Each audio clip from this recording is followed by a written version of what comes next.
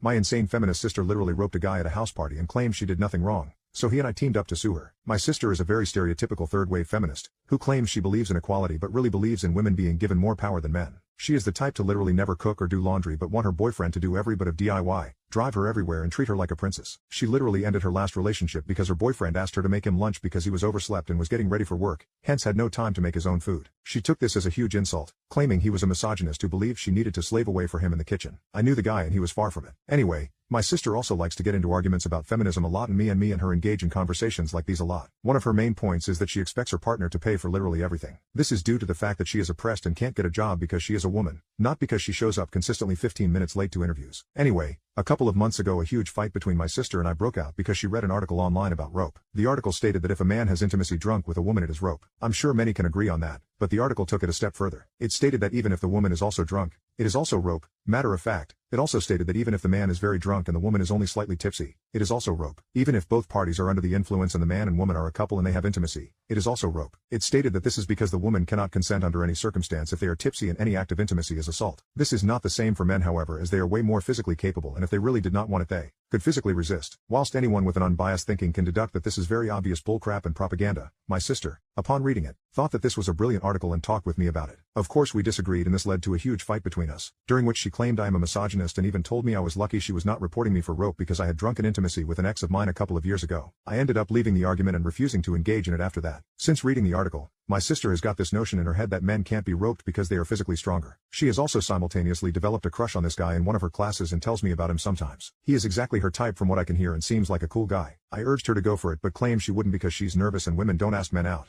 That's the man's job. I asked her what about equality, and she replied saying that's different. My sister has spent a lot of time gushing over this guy, so naturally when last week she found out that he was also invited to the same house party she was thrilled. The party happened a few days later and my sister came home in the morning slightly hungover. She went to bed and later that night I asked her how the party went. She went on to tell me that she got with her crush. I was excited for her and I asked her to tell me how it came about. And when she started speaking my jaw started dropping until it had literally reached the floor. She said that after having some drinks she got the courage to go talk to him, and so she did. They ended up hitting it off and things started escalating from there. They started talking about the possibility of coming back to his house. But at one point disaster struck. My sister says that she lost him halfway through and went around the entire house looking for him but couldn't find him. She ended up stumbling into a bedroom where the only person was her crush. However, he was clearly almost out of it and had drank way too much. He was still conscious but barely, and would barely answer my sister when she was asking him if he was okay. Instead of getting him help, however, my sister decided that the only way to make him feel better was to literally make him feel better. She said that she went down on him first while he wasn't really moving, then after threw him onto the bed and proceeded to get on top. She said that he wasn't moving much and looked almost out of it the entire time. But that didn't matter because she was still able to cross the finish line. When my sister told me this I told her that she roped him, and she said no, that's not possible because girls can't rope guys, and if anything he was the one who roped her because she was still tipsy. I called her insane and told her that what she did was criminal and I don't want to see her for the time being. That night I texted the guy as I had his socials asking him if he was okay. He knew I was my sister's brother and we got to talking. Turns out that what my sister did impacted him a lot and he was feeling very violated. I told him how she talked about what happened and he said that was disgusting of my sister, which I of course agreed with. I asked if he wanted to do anything about it,